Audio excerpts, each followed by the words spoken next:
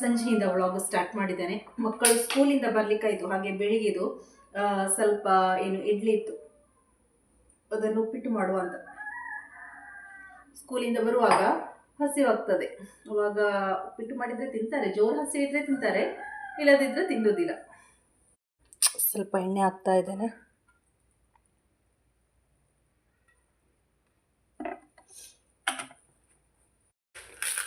ಸ್ವಲ್ಪ ಉದ್ದಿನ ಬೇಳೆ,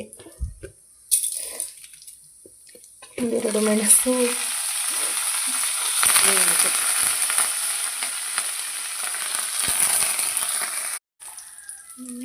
ಪುರಿ ಮಾಡಿದ ಇಡ್ಲಿ, ತೆಂಗಿನ ತುರಿ, ಆಮೇಲೆ ಸಕ್ಕರೆ ಹಾಕಿ ಮಿಕ್ಸ್ ಮಾಡೋದು. ನಾನು ಈ ಥರ ಮಾಡೋದು, ಮಕ್ಕಳಿಗೆ ಇಷ್ಟ ಆಗ್ತದೆ ಅವರಿಗೆ. ಹಿಟ್ಟು ರೆಡಿ ಆಯಿತು. ಇಡ್ಲಿ ಉಪ್ಪಿಟ್ಟು. ಸಂಜೆಯಿಂದ ವ್ಲಾಗ್ ಮತ್ತೆ ಕಂಟಿನ್ಯೂ ಮಾಡ್ತಾ ಇದ್ದೇನೆ. ಇವಾಗ ಟ್ರೆಂಡಿಂಗಲ್ಲಿ ಒಂದು ಎಗ್ ರೆಸಿಪಿ ಉಂಟು, ಅದನ್ನು ನಾನು ಟ್ರೈ ಮಾಡ್ತಾ ಇದ್ದೇನೆ. ತುಂಬ ಸಲ ನಾನು ಇನ್ಸ್ಟಾಗ್ರಾಮಲ್ಲಿ ವೀಡಿಯೋಸ್ ಎಲ್ಲ ನೋಡಿದ್ದೇನೆ ಈ ರೆಸಿಪಿದು. ಇದಕ್ಕೆ ಬೇಕಾದದ್ದು 2 ಮೊಟ್ಟೆ ಬೇಕು, ಒಂದು ಬಾಯ್ಲ್ಡ್ ಎಗ್, ಇನ್ನೊಂದು ಹಸಿ ಮೊಟ್ಟೆಗೆ ಈ ಥರ ಮೆಣಸಿನ ಪೌಡ್ರು, ಉಪ್ಪು, ಅರಿಶಿನ ಪೌಡ್ರ್ ಹಾಕಿ ಒಳ್ಳೆ ರೀತಿಯಲ್ಲಿ ಮಿಕ್ಸ್ ಮಾಡಬೇಕು. ನಾವು ಆಮ್ಲೆಟಿಗೆ ಯಾವ ಥರ ಮಿಕ್ಸ್ ಮಾಡ್ತೇವೆ ನೋಡಿ, ಅದೇ ಥರ ಸೇಮ್. ಅನಂತರ ಒಂದು ಹೊಂಡ ಇರುವಂತಹ ಒಂದು ಏನಾದರೂ, ನಾನು ಸೌಟು ತೆಗೆದಿದ್ದೇನೆ, ಒಗ್ಗರಣೆ ಸೌಟು ಉಂಟಲ್ಲ ಅದು ತೆಗೆದಿದ್ದೇನೆ. ಈ ಥರ ಇರಬೇಕು. ಸ್ವಲ್ಪ ದೊಡ್ಡದಿದ್ದರೂ ಪರವಾಗಿಲ್ಲ, ಒಳ್ಳೆಯದಾಗ್ತದೆ ಟರ್ನ್ ಮಾಡಲಿಕ್ಕೆ. ಅದಕ್ಕೆ ಸ್ವಲ್ಪ ಎಣ್ಣೆ ಹಾಕಿ ಈ ಥರ ಈ ಬಾಯ್ಲ್ಡ್ ಎಗ್ ಅನ್ನೋದರಲ್ಲಿ ಹಾಕಿ, ಅದರ ನಂತರ ಮಿಕ್ಸ್ ಮಾಡಿದ ಮೊಟ್ಟೆ ಉಂಟಲ್ಲ ಅದನ್ನು ಈ ಥರ ಸ್ಪ್ರೆಡ್ ಮಾಡಬೇಕು. ಇನ್ನು ಅದರ ನಂತರ ಈರುಳ್ಳಿ, ಚಿಕ್ಕದಾಗಿ ಕಟ್ ಮಾಡಿದ ಈರುಳ್ಳಿ, ಟೊಮೆಟೊ, ಯಾವುದು ಬೇಕಾದರೂ ಮಿಕ್ಸ್ ಮಾಡ್ಬೋದು. ಮಸಾಲ ಪೌಡ್ರ್ ಏನಾದರೂ ಆ್ಯಡ್ ಮಾಡಬೇಕಿದ್ರೆ ಮಸಾಲ ಪೌಡ್ರು ಕೂಡ ಮಿಕ್ಸ್ ಮಾಡ್ಬೋದು. ನಾನು ಇಷ್ಟೇ ಮಿಕ್ಸ್ ಮಾಡ್ತಾ ಇದ್ದೇನೆ. ಅನಂತರ ಇದನ್ನು ಟರ್ನ್ ಮಾಡಿದರೆ ಈ ರೆಸಿಪಿ ರೆಡಿ ಆಗ್ತದೆ. ಈ ರೆಸಿಪಿ ಟೇಸ್ಟ್ ಹೇಗೆ ಅಂತ ಗೊತ್ತಿಲ್ಲ, ತಿಂದ ನಂತರ ಹೇಳ್ತೇನೆ ಹೇಗಿರ್ತದೆ ಅಂತ. ಟರ್ನ್ ಮಾಡೋದು ಮಾತ್ರ ಸ್ವಲ್ಪ ಕಷ್ಟ, ಇದು ಸ್ವಲ್ಪ ಚಿಕ್ಕದಿದೆ ಅಲ್ವಾ, ಹಾಗಾಗಿ ಮಾತ್ರ ಈ ಥರ ಹೊಂಡ ಇರುವಂಥದ್ದೇ ಆಗಬೇಕಿದ್ದಕ್ಕೆ. ಟರ್ನ್ ಮಾಡಿ ನೋಡುವ.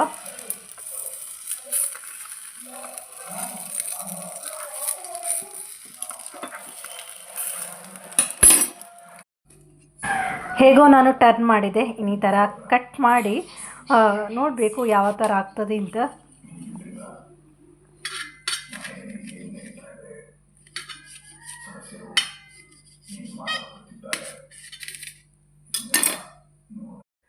ನೆಕ್ಸ್ಟ್ ಡೇಯಿಂದ ವ್ಲಾಗ್ ಮತ್ತೆ ಕಂಟಿನ್ಯೂ ಮಾಡ್ತಾ ಇದ್ದೇನೆ. ನಿನ್ನೆದು ಅರ್ಧದಿಂದ ವ್ಲಾಗ್ ನಿಲ್ಲಿಸಿದೆ ನಾನು. ಬಿಗ್ ಬಾಸ್ ಸ್ಟಾರ್ಟ್ ಆಯಿತು, ಹಾಗಾಗಿ ಬಿಗ್ ಬಾಸ್ ಸ್ಟಾರ್ಟ್ ಆಯಿತು ಅಂತ ವ್ಲಾಗ್ ನಿಲ್ಲಿಸಿದೆ ನಾನು. ಹಾಗೆ ಮೊಟ್ಟೆಯ ರೆಸಿಪಿ ಹೇಗೆ ಉಂಟು ಅಂತ ಹೇಳಲಿಲ್ಲ ಅಲ್ವಾ ನಾನು. ಮೊಟ್ಟೆ ನನಗೇನು ಅಷ್ಟೇನು ಸ್ಪೆಷಲ್ ಅಂತ ಏನೂ ಅನ್ನಿಸ್ಲಿಲ್ಲ. ಕೆಲವರ ಎಕ್ಸ್ಪ್ರೆಷನ್ ಎಲ್ಲ ನೋಡುವಾಗ ಅಂದ್ಕೊಂಡೆ ಏನೋ ಒಂಥರ ಸ್ಪೆಷಲ್ ಅಂತ. ಆಮ್ಲೆಟ್ ಮತ್ತು ಬೇಯಿಸಿದ ಮೊಟ್ಟೆ ತಿಂದರೆ ಒಟ್ಟಿಗೆ ತಿನ್ನುವಾಗ ಯಾವ ಥರ ಫೀಲ್ ಆಗ್ತದೆ ಅದೇ ಥರ ಫೀಲ್ ಆಗೋದು, ಮತ್ತು ಡಿಫ್ರೆಂಟಾಗಿ ಏನು ಫೀಲ್ ಆಗಲಿಲ್ಲ ನನಗೆ. ಮತ್ತು ಮಕ್ಕಳಿಗೆ ಒಳ್ಳೆಯದು ಸ್ವಲ್ಪ ಮಂಗ ಮಾಡಲಿಕ್ಕೆ. ಇವಾಗ ಸ್ಕೂಲಿಂದ ಬರುವ ಟೈಮಲ್ಲಿ ಅದನ್ನು ಕೊಡುವಾಗ ಮಕ್ಕಳಿಗೊಂದು ಖುಷಿ ಆಗ್ತದಲ್ಲ, ಏನೋ ಡಿಫ್ರೆಂಟ್ ಆಗಿದೆ ಅಂತ. ಮತ್ತು ವ್ಯತ್ಯಾಸ ಅಂತ ನನಗೆ ಗೊತ್ತಾಗಲಿಲ್ಲ. ನಾನು ಅದನ್ನು ಟ್ರೈ ಮಾಡಿ ರಿಸಲ್ಟ್ ಏನು ನನಗೆ ಅಷ್ಟೇನು ಖುಷಿ ಅಂತ ಅನಿಸ್ಲಿಲ್ಲ. ಹಾಗೆ ನಾನು ವಿಡಿಯೋಸಿಗೆ ನೋಡ್ತಾ ಇರುವಾಗ ಇವಾಗಷ್ಟೊಂದು ನ್ಯೂಸ್ ನೋಡಿದೆ. ಒಂದು ಬ್ಯಾಂಕಲ್ಲಿ, ಆ ಬ್ಯಾಂಕಿನ ಹೆಸರು ಇವಾಗ ನಾನು ಹೇಳೋದಿಲ್ಲ, ಹೆಚ್ಚಿನವರು ನೋಡಿರ್ಬೋದು. ಇದು ನಾವು ಬ್ಯಾಂಕಲ್ಲಿ ಗೋಲ್ಡ್ ಇಡ್ತೇವೆ ಅಲ್ವಾ, ಗೋಲ್ಡ್ ಇಡುವಾಗ ಕೆಲವು ಸಲ ನಾವು ಲಾಕರಲ್ಲಿ ಇಡ್ತೇವೆ ಗೋಲ್ಡ್. ಇಲ್ಲದಿದ್ದರೆ ಗೋಲ್ಡ್ ಇಟ್ಟು ಹಣ ಅರ್ಜೆಂಟಿಗೆ ನಮಗೆ ಹಣ ಬೇಕಾಗಿದ್ದರೆ ಗೋಲ್ಡ್ ಇಟ್ಟು ನಾವು ಹಣ ತೆಗಿತೇವೆ ಅಲ್ವಾ. ಆದರೆ ರಿಟರ್ನ್ ತೆಗೆಯುವಾಗ, ಗೋಲ್ಡ್ ರಿಟರ್ನ್ ತೆಗೆಯುವಾಗ ಸ್ವಲ್ಪ ಕೇರ್ಫುಲ್ ಆಗಿರಿ. ಯಾಕೆಂತ ಹೇಳಿದರೆ ಇವಾಗೊಂದು ನ್ಯೂಸಲ್ಲಿ ನೋಡಿದೆ, ಒಂದು ಬ್ಯಾಂಕಲ್ಲಿ ಈ ಥರ ಆಗಿದೆ. ಗೋಲ್ಡ್ ಇಟ್ಟದ್ದು ಅವರು ತೆಗೆದು ಹಾಕುವಾಗ ದೊಡ್ಡದಿದ್ದ ಮಾಲೆ ಸ್ವಲ್ಪ ಶಾರ್ಟಾಗಿ ಕಾಣಿಸಲಿಕ್ಕೆ ಸ್ಟಾರ್ಟ್ ಆಯ್ತಂತೆ. ಹಾಗೆ ಅವರ ಮನೆಯವರು ಹೇಳಿದ್ರಂತೆ ಸ್ವಲ್ಪ ದಪ್ಪ ಇರುವ ಕಾರಣ, ದಪ್ಪ ಆಗಿರ್ಬೋದು, ಹಾಗಾಗಿ ಹಾಕುವಾಗ ಕುತ್ತಿಗೆ ಸ್ವಲ್ಪ ಹೀಗೆ ಅಗಲಾಗಿ ಶಾರ್ಟ್ ಆಗಿರ್ಬೋದು ಅಂತ. ಮತ್ತೆ ಸಹ ಅವರು ಡೌಟ್ ಕ್ಲಿಯರ್ ಆಗಲಿಕ್ಕೋಸ್ಕರ ಅವರು ಬ್ಯಾಂಕಲ್ಲಿ ಇಡುವಕ್ಕಿಂತ ಮೊದಲೇ ಫಸ್ಟಿಗೆ ಗೋಲ್ಡ್ ತೆಗೆಯುವಾಗ ಒಂದು ಫೋಟೋ ತೆಗೆದಿಟ್ಟಿದ್ರು. ಆ ಫೋಟೋ ಈ ಫೋಟೋ ಕಂಪೇರ್ ಮಾಡುವಾಗ ಅದರಲ್ಲಿ ಈ ದೊಡ್ಡ ದೊಡ್ಡ ಮಾಲೆಯಲ್ಲಿ ಏನಿರ್ತದೆ ಅಂತ ಹೇಳಿದರೆ ಹುಕ್ ಇರ್ತದೆ ಅಲ್ವಾ, ಹೀಗೆ ಶಾರ್ಟ್ ದೊಡ್ಡದು ಮಾಡಲಿಕ್ಕೆ ಹುಕ್ಸ್ ಕೊಟ್ಟಿರ್ತಾರೆ ರಿಂಗ್ ಆಗಿ. ಆ ರಿಂಗ್ ಇದೇನೋ 2-3 ಕಟ್ ಆಗಿದೆ ಅದರಲ್ಲಿ. ಹಾಗೆ ಅಲ್ಲಿಗೆ ಹೋಗುವಾಗ ತುಂಬ ಜನರದು ಆ ಥರ ಆಗಿದೆ ಅಂತ. ಹಾಗಾಗಿ ಸ್ವಲ್ಪ ಎಚ್ಚರಿಕೆಯಿಂದ ಇರಿ. ಫಸ್ಟಿಗೆ ನಾವು ಕೊಡುವಾಗ ಒಂದು ಫೋಟೋ ತೆಗೆದಿಡೋದು ಒಳ್ಳೆಯದು. ಇವಾಗ ಗೋಲ್ಡ್ ರೇಟ್ ಕೂಡ ಜಾಸ್ತಿ ಆಗ್ತಾ ಇರುವಾಗ ಈ ಥರ ಆಗೋದೇನು ಆಶ್ಚರ್ಯ ಅಂತ ಅನಿಸೋದಿಲ್ಲ. ಆದರೂ ಕೂಡ ಆ ಥರ ಬ್ಯಾಂಕಲ್ಲೆಲ್ಲ ಮಾಡೋದು ಅಂತ ಹೇಳುವಾಗ ನಾವೊಂದು ನಂಬಿಕೆಯಲ್ಲಿ ಕೊಡೋದಲ್ಲ ಅಲ್ಲಿ. ಹಾಗಾಗಿ ನೋಡಿರ್ಬೋದು ನ್ಯೂಸಲ್ಲಿ, ನ್ಯೂಸಲ್ಲಿ ನೋಡಿ ಗೊತ್ತಾಗ್ತದೆ ಯಾವ ಬ್ಯಾಂಕಲ್ಲಿ ಏನು ಎಲ್ಲಿ ಅಂತ. ಮನುಷ್ಯರಿಗೆ ಕಷ್ಟದ ಒಂದು ಟೈಮ್ ಬಂದೇ ಬರ್ತದಲ್ಲ, ಆ ಟೈಮಲ್ಲಿ ಫಸ್ಟಿಗೆ ತಲೆಗೆ ಹೋಗೋದು ಗೋಲ್ಡ್ ಇದ್ದರೆ ಗೋಲ್ಡ್ ಇಟ್ಟು ಬಿಡುವ ಅಂತ ಅಲ್ವಾ.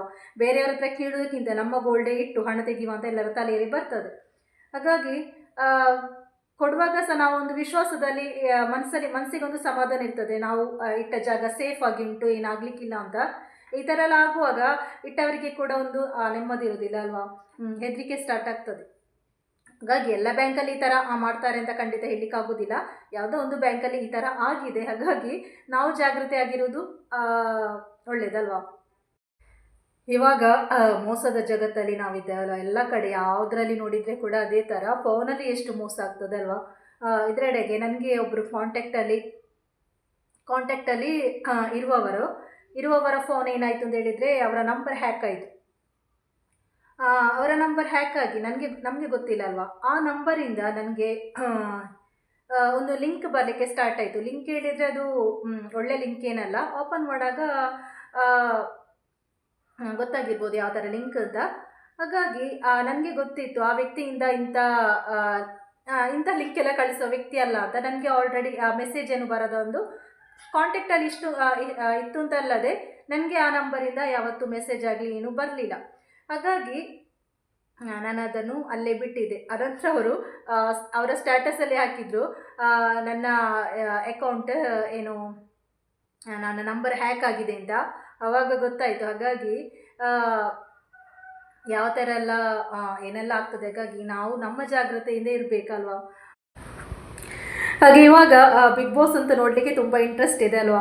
ನನಗಂತೂ ರಕ್ಷಿತಾ ಮತ್ತು ಧ್ರುವ ಅಂತಲೂ ಸೀಕ್ರೆಟ್ ರೂಮಲ್ಲಿ ಹಾಕಿದ್ದು ತುಂಬಾ ಖುಷಿ. ಯಾಕೆಂತ ಹೇಳಿದರೆ ಅವರ ಜಗಳ ನೋಡಲಿಕ್ಕೆ ತುಂಬ ಖುಷಿ ಆಗ್ತದೆ. ಚಿಕ್ಕ ಮಕ್ಕಳು ಸ್ಕೂಲಲ್ಲಿ ಯಾವ ಥರ ಜಗಳ ಮಾಡ್ತಾರೆ ನೋಡಿ, ಅದೇ ಥರ ಇಬ್ಬರು ಕಿತ್ತಾಡ್ತಾರೆ. ಹಾಗೆ ನಾನಂತೂ 2 ದಿವಸ ಉಂಟಲ್ಲ, ನಿನ್ನೆ ಮಾತ್ರ ಅಷ್ಟಿಲ್ಲ, ಇದು ಮೊನ್ನೆಯ ಎಪಿಸೋಡಲ್ಲಿ ನಕ್ಕು ಸಾಕಾಗಿದೆ ಇಬ್ಬರದು ಜಗಳ. ಒಂದು ಕಡೆ ಚೈತ್ರ ಮತ್ತು ಅಶ್ವಿನಿದು. ಹಾಗೆ ಏನೋ ತುಂಬ ಇಂಟ್ರೆಸ್ಟ್ ಆಗ್ತಾ ಹೋಗ್ತಾ ಉಂಟು ದಿನ ಹೋದಾಗೆ ಬಿಗ್ ಬಾಸ್. ಇನ್ನು ಬಿಗ್ ಬಾಸ್ ಮುಗಿಯುವಾಗಂತೂ ತುಂಬ ಬೇಸರ ಆಗ್ಬೋದು. ಹಾಗೆ ಇವತ್ತಿನ ವ್ಲಾಗ್ ಒಂದು ಚಿಕ್ಕ ವ್ಲಾಗ್. ಮತ್ತು ಮೊಟ್ಟೆ ರೆಸಿಪಿ ಉಂಟಲ್ಲ, ಟ್ರೈ ಮಾಡಿ, ಮಕ್ಕಳಿಗೆ ಇಷ್ಟ ಆಗ್ಬೋದು, ಒಂಥರ ಡಿಫ್ರೆಂಟ್ ಆಗಿದೆ, ಮಕ್ಕಳಿಗೆ ಒಮ್ಮೆ ಮಾಡಿಕೊಡಿ. ಹಾಗೆ ವ್ಲಾಗನ್ನು ಇಲ್ಲಿಗೆ ಎಂಡ್ ಮಾಡ್ತಾ ಇದ್ದೇನೆ. ಮುಂದಿನ ವ್ಲಾಗಿನ ಜೊತೆಗೆ ಸಿಗ್ತಾ ಇದ್ದೇನೆ. Thank you.